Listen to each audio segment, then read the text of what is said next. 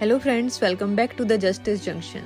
Welcome to the another insightful episode of our YouTube video series where we simplify complex legal concepts for your understanding.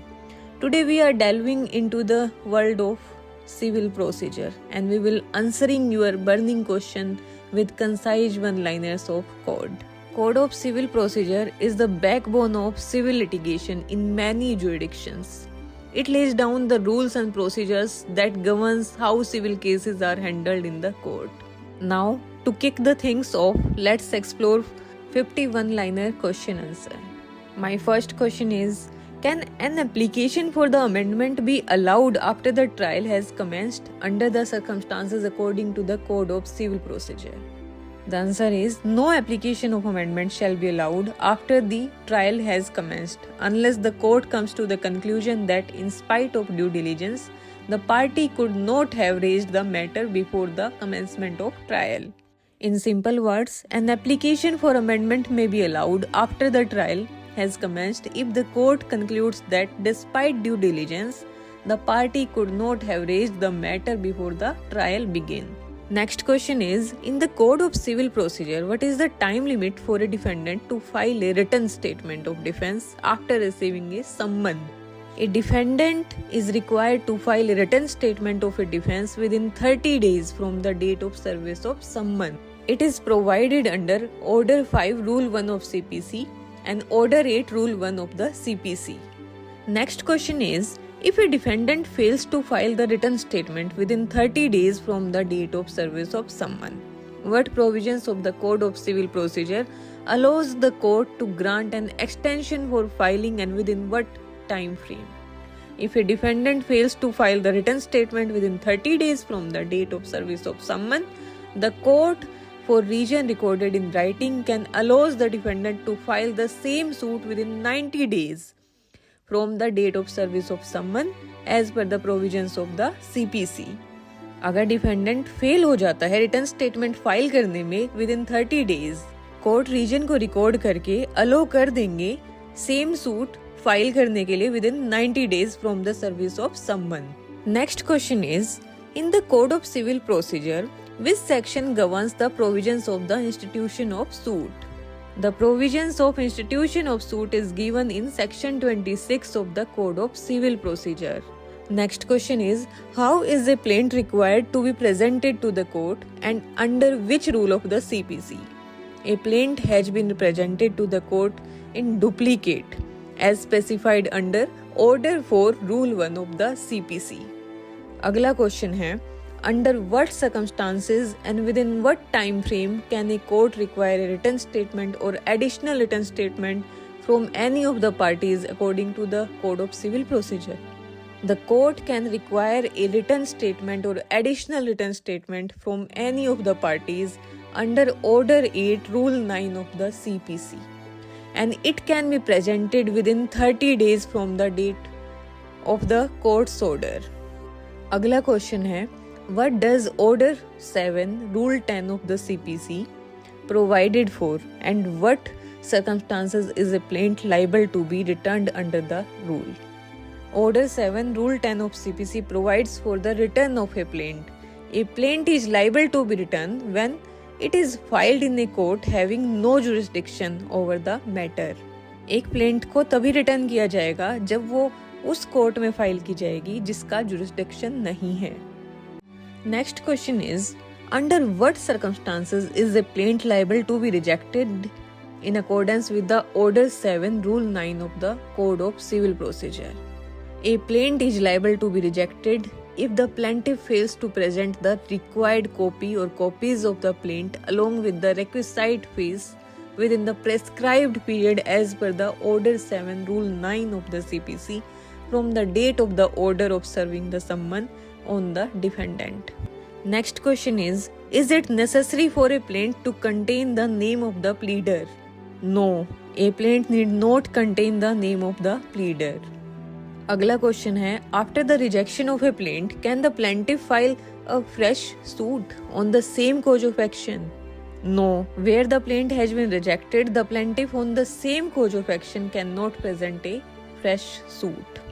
Next question is, What does the plea of demurrer signify in legal terms, and what does it imply regarding the plaintiff's claim? The plea of demurrer means that the plaintiff does not disclose any cause of action. It implies that the plaintiff claim is not supported by the sufficient fact to constitute a valid cause of action. Next question is, under which rule of the Code of Civil Procedure is the right to set off granted?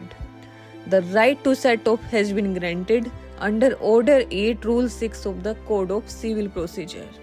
Next question is, in the context of a plaintiff suing upon the document in their possession or power, what is the requirement?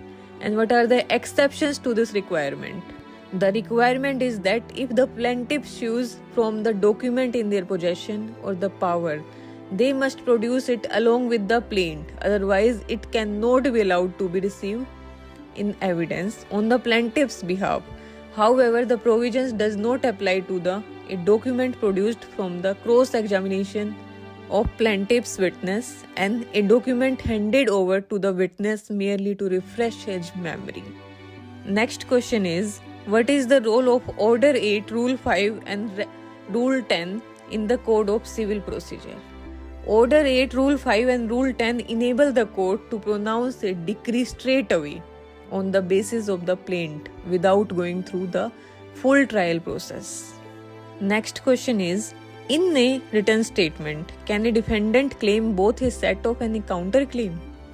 क्या एक written statement में defendant दोनों claims को कर सकता है, set off और counter claim? Yes, in a written statement, a defendant can claim both a set off and a counter claim.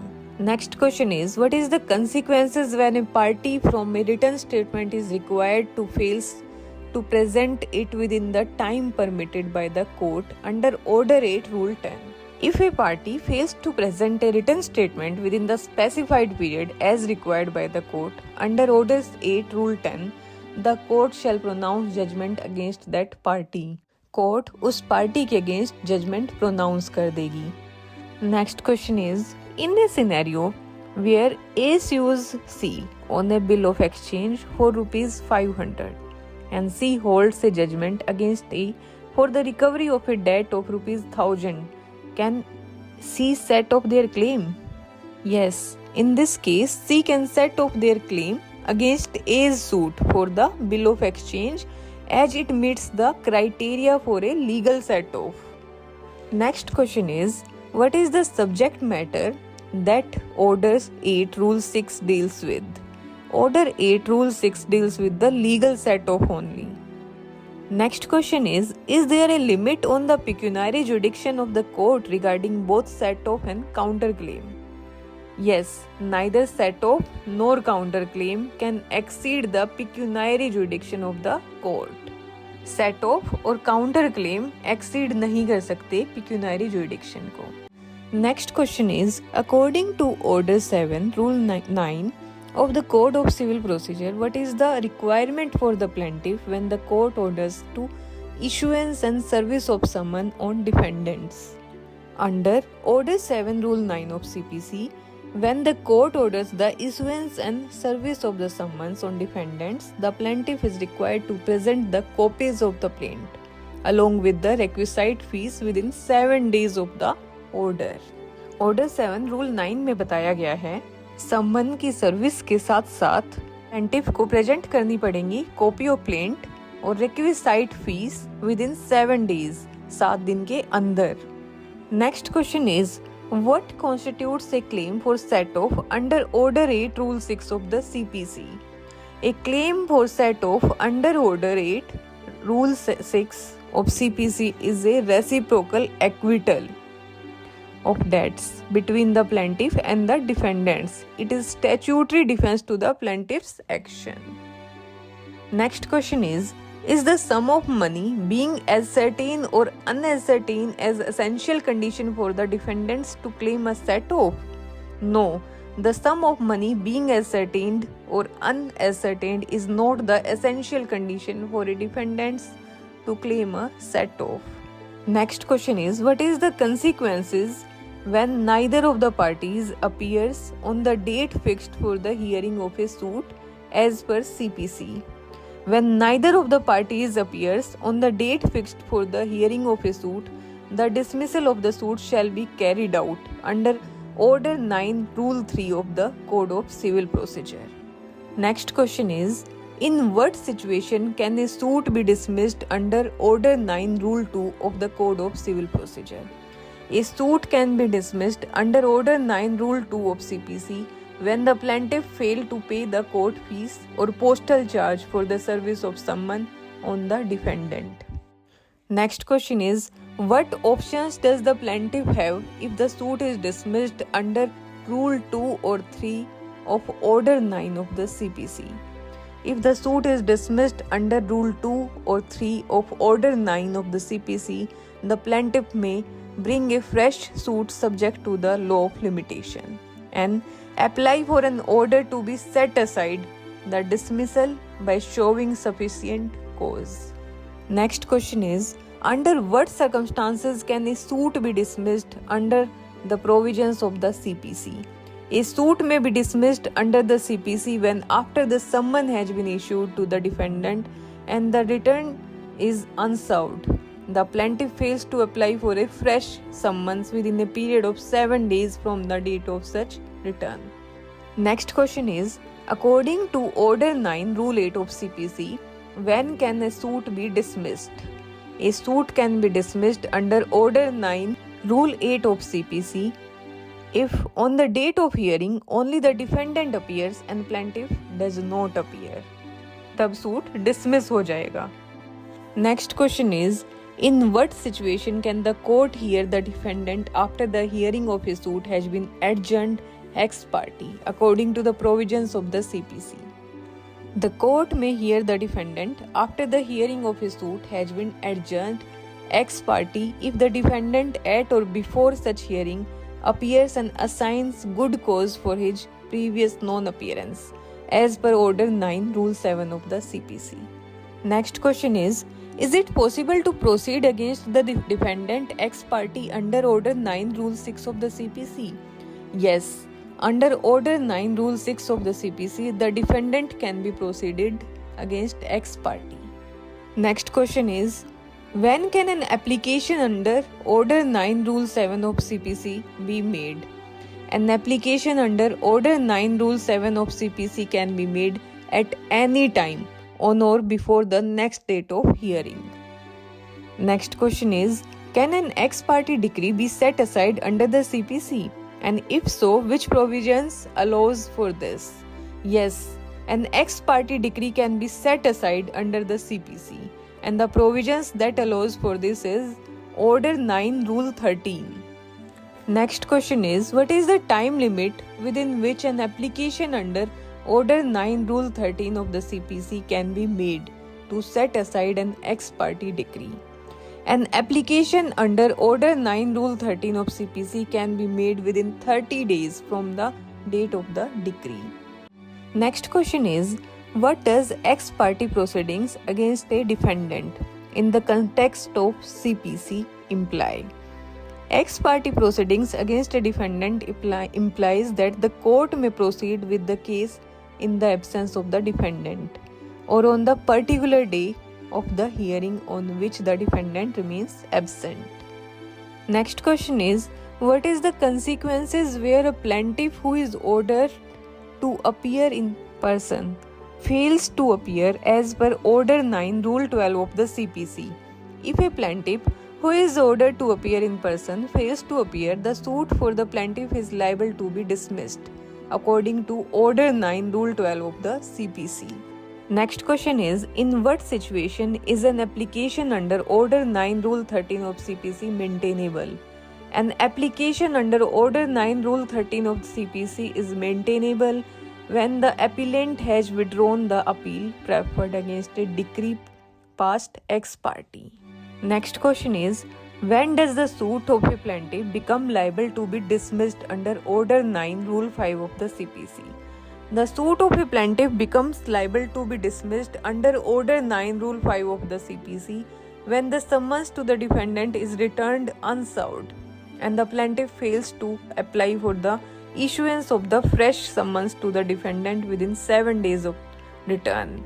Next question is there a right to appeal against an order rejecting an application to set aside a ex parte decree? Answer is yes. An appeal does lie against an order rejecting an application to set aside an ex parte decree.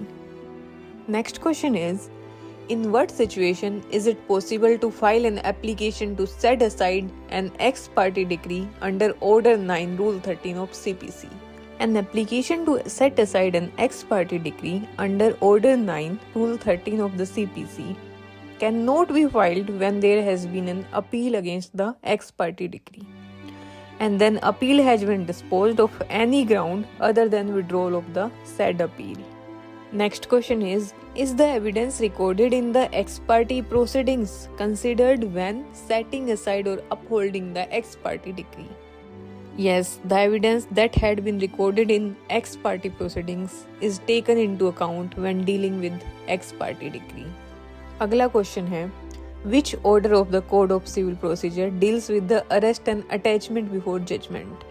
The order of CPC that provides for arrest and attachment before judgment is Order 38.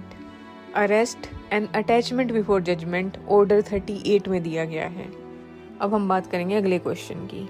Next question is, does the Civil Procedure Code 1908 provides temporary injunction? Yes, the Civil Procedure Code 1908 provides temporary injunction. Next question is, in what type of suit can arrest and before judgment be made according to the CPC? Arrest before judgment can be made in suits for compensation for wrong for immovable property under the CPC. Next question is, how is the time frame for deciding an application for grant of ex parte temporary injunction defined in CPC, specifically under Order 39 Rule 3A? An application for grant of ex parte temporary injunction shall be decided within 30 days as provided under Order 39 Rule 3A of CPC. Next question is, what does Order 39 Rule 4 of CPC provides for? Order 39 Rule 4 of CPC provides for discharge of order of injunction, setting aside of order of injunction, and variation in the order of injunction. Next question is, how can an order for injunction be discharged, varied, or set aside under Order 39 Rule 4 of the CPC? An order for injunction may be discharged, varied, or set aside by the court on the application of any party involved, as per Order 39 Rule 4 of CPC. Next question is, what is the one consequence of breach of an injunction according to Order 39 Rule 2A of Code of Civil Procedure? According to Order 39 Rule 2A of CPC, one consequence of the breach of injunction is detention of the person in civil prison for up to 3 months. Next question is, can attachment before judgment as per Order 38 Rule 5 of CPC be in respect of both movable or immovable property? Yes, attachment before judgment as per Order 38 Rule 5 of CPC can be in respect of both movable and immovable property. Next question is, does the attachment before judgment automatically revive in a suit that was dismissed in default when the suit is restored? No, in a suit dismissed in default, the attachment before judgment does not revive automatically upon the restoration of the suit. Next question is, in what type of suit is it not possible to make an arrest before judgment? In a suit for the recovery or partition of immovable property, arrest before judgment cannot be made. That's it for today. I hope you found this series of question and answer informative and helpful. Thank you for joining me. Until next time, stay curious and keep exploring the world of knowledge. Don't forget to like, subscribe and share. See you in next video. Goodbye.